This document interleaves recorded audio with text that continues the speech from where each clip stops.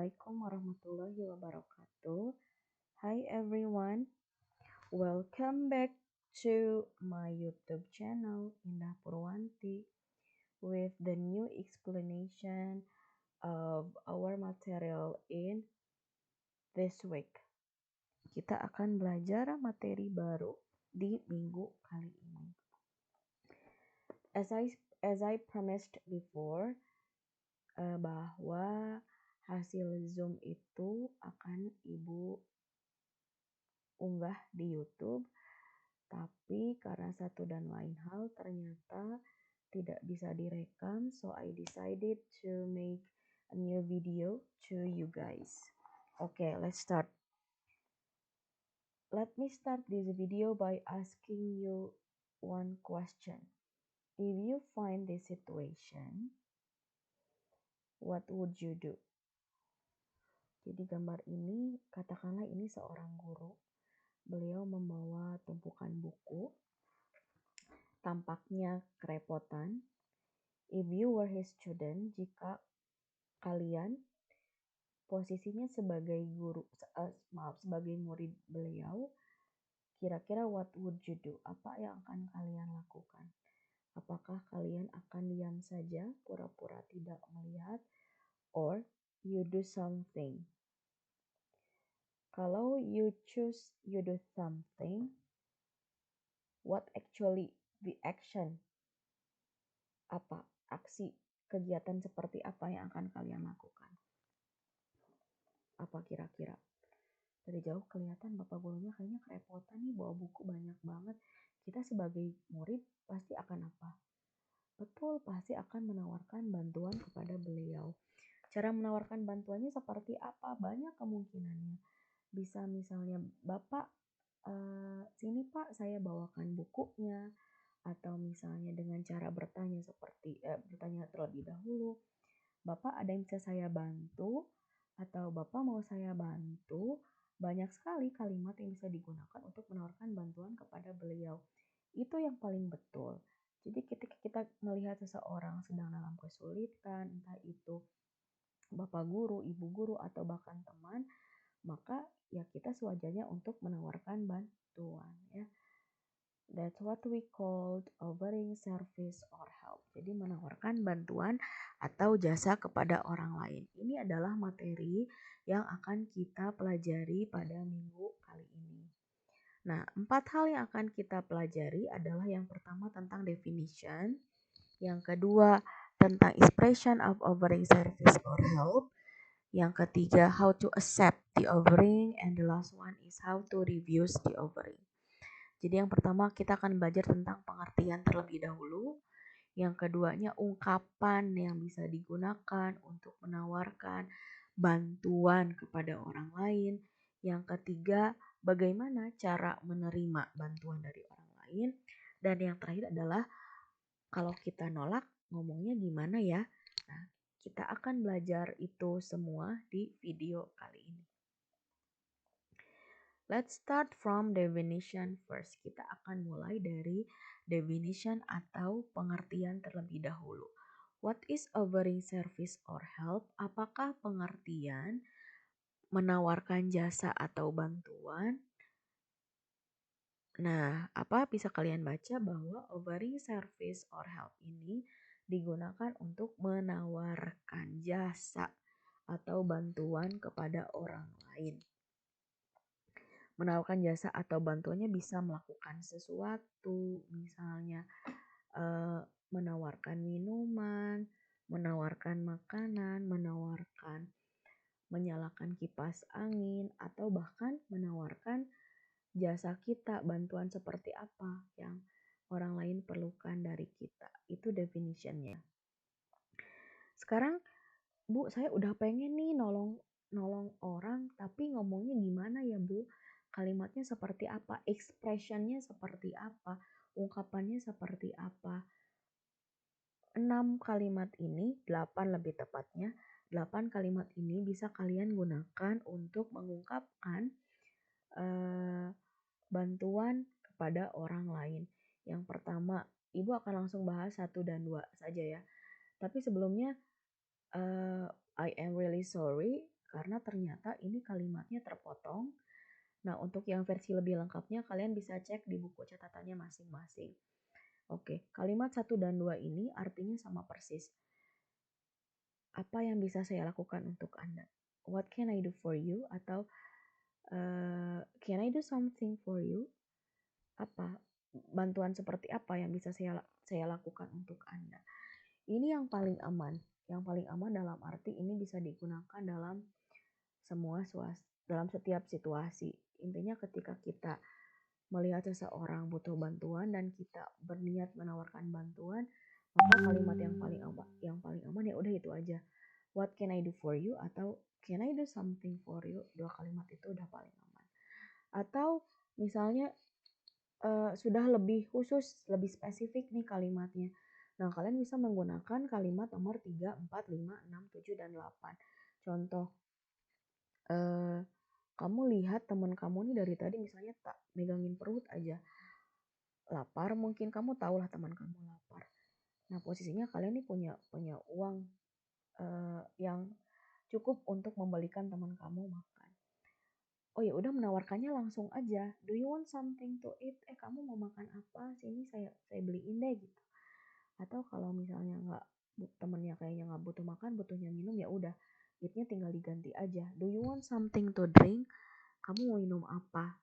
Itu bisa digunakan ya dua kalimat ini. Atau contoh yang selanjutnya, do you want me to open the window? Jendelanya mau saya bukain nggak? Misalnya nih lagi kumpul-kumpul terus hawanya tuh panas banget. Kalian lihat teman kamu nih kepanasan. Silakan menawarkan diri untuk membukakan jendela. Kalimatnya bagaimana? Ya bisa dengan do you want me to open the window atau let me open the window for you. Itu bisa digunakan dua kalimat itu. Dan yang terakhir bisa dengan kalimat ini. Let me bring your books. Sini deh saya bawain bukunya. Kalau kita lihat teman kita kesulitan membawa buku yang banyak. Atau kalau kita lihat ibu bapak guru kerepotan membawa banyak buku. Kalimat ini bisa digunakan. Let me bring your books. Atau let me clean your room. Sini deh biar saya aja yang bersihin kamar kamu. Semuanya ini fleksibel dalam arti disesuaikan saja dengan kondisi yang dihadapi oleh kalian. Kalau orang tersebut membutuhkan pertolongannya misalnya membersihkan ruangan, ya tinggal let me clean your room. Atau misalnya teman kamu butuh bantuan untuk menutup pintu, ya tinggal diganti menjadi let me close the door for you. Ya udah sini deh pintunya biar saya tutupin aja. Sekali lagi disesuaikan dengan kondisi yang kalian hadapi pada saat itu. Sekarang kita akan pindah ke how to response-nya. Gimana sih ketika ibu harus gimana ya ketika ada seseorang yang menawarkan bantuan ke kita harus apa? Yang pertama jangan diem. Ya, kalau if someone offer you something, please respond it. Jangan diem aja. Ya. Pilihannya ada dua. Kalian bisa menerima atau menolak. Tapi sebelum kedua ini, kita akan bahas ini dulu yang di tengah. Yang pertama yang harus dilakukan adalah be grateful, bersyukur dulu. Kenapa kita harus bersyukur pas ditawarin bantuan sama orang lain? Ternyata people still care about you, people still care about us. Ternyata orang tuh masih ya peduli sama kita, masih peduli. Buktinya apa? Ya buktinya mereka menyisihkan sepersekian detik waktunya untuk menawarkan bantuan ke kita. Terlepas misalnya, dia mah basa-basi bu, jangan mikirin itunya dulu ya. Dengan teman kamu menawarkan bantuan aja, itu sudah nilai plus dalam arti, ternyata mereka peduli sama kita. Gitu.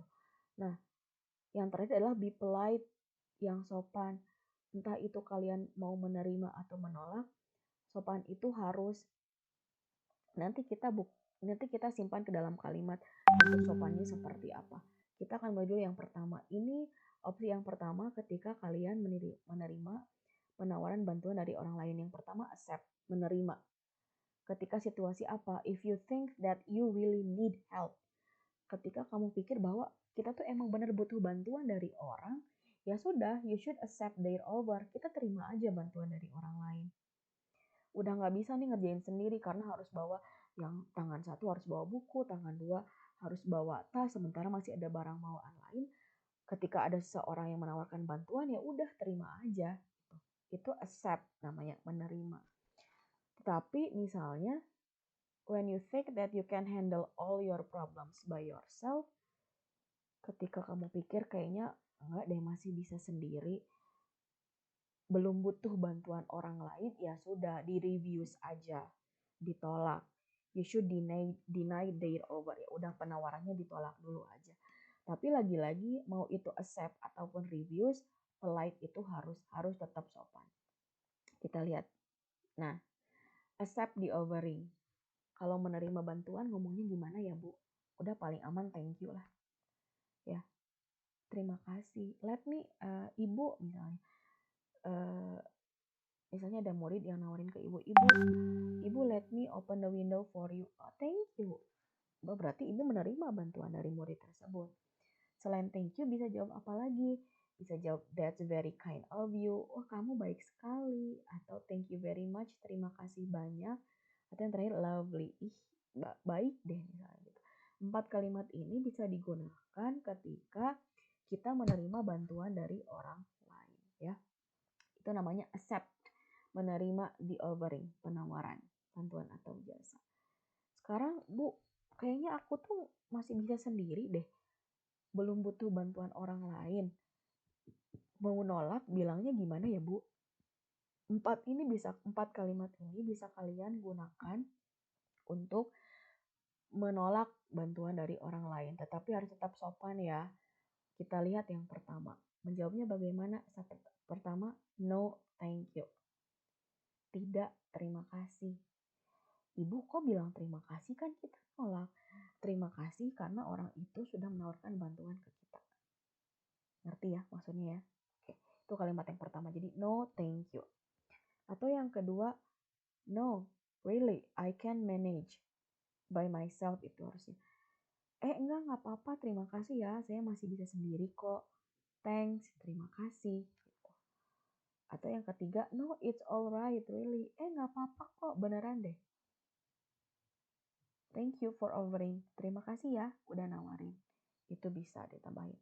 Atau yang terakhir adalah thank you for offering. Terima kasih sudah menawarkan, but tetapi I can manage by myself. Saya masih bisa sendiri. Itu adalah 4 kalimat yang bisa digunakan untuk refuse the offering, untuk menolak bantuan dari orang lain. Dan kita pun misalnya dalam posisi menawarkan terus respon orang itu begini, ya udah, kita harus ngerti, jangan maksa, berarti orang itu nggak butuh bantuan dari kita gitu ya. Nah, sekarang ke tugas di minggu yang pertama. Tugas yang pertama adalah match the offerings with the replies. Memasangkan antara penawaran dengan responsnya. Jadi kalimat A ini tidak lengkap kalimatnya. Responsnya tidak ada. Tugas kamu adalah mencari respons yang sesuai untuk dialog ini dari nomor ini nih. Di antara nomor 1, 2, 3, 4, 5, kira-kira yang paling tepat untuk mengisi kalimat A ini yang mana? Kalau sudah ketemu jawabannya, tinggal ditulis ulang di sini. Misalnya kayaknya ya yang A itu nomor 2 deh jawabannya. Oh ya udah, berarti nomor 2 itu tulis lagi nih di guess di sini. No, thank you. I don't drink coffee gitu. Kalau nomor 2 ya, tapi siapa tahu salah kan? Kamu bisa cek baca lagi. Itu tugas yang pertama. Tugas yang kedua, arrange the jumbled sentences to make good dialogues. Disusun ulang kalimat acak ini sehingga menjadi dialog yang berterima. Jadi ini tuh ada 2 dialog ya, yang berbeda, 2 dialognya yang berbeda. Dialog A dan dialog B. Nah, ini isinya tapi masih ngacak. Tugas kamu adalah menyusun kembali si dialog ini sehingga menjadi dialog yang berurutan. Jadi ada kalimat, ada respons, ada kalimat, ada respons. Begitu ya. Oke, that's the end of my explanation about offering service or help. If you find any difficulties, you are free to ask me on WhatsApp group or private conversation. silahkan hubungi saya, boleh melalui WhatsApp grup kelas masing-masing atau melalui Japri juga tidak apa-apa. Semoga penjelasan minggu ini bisa dimengerti. Once again, I say thank you very much for joining this explanation. Thank you. Saya akhiri. Assalamualaikum warahmatullahi wabarakatuh.